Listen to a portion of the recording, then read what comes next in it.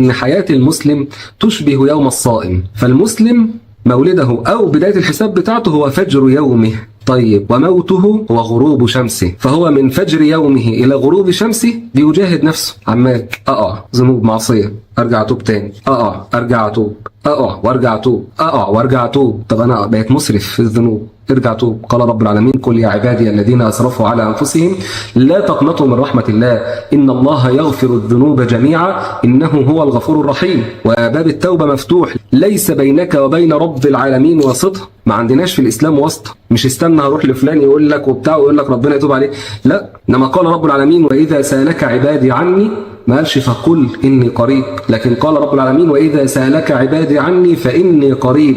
ليس بينك وبين رب العالمين واسطة، فتقبل على رب العالمين. والنبي صلى الله عليه وسلم يقول: إن الله يقبل توبة العبد ما لم يغرغر. طالما لسه ما وصلتش لغرغرة الموت فبادر بالتوبة.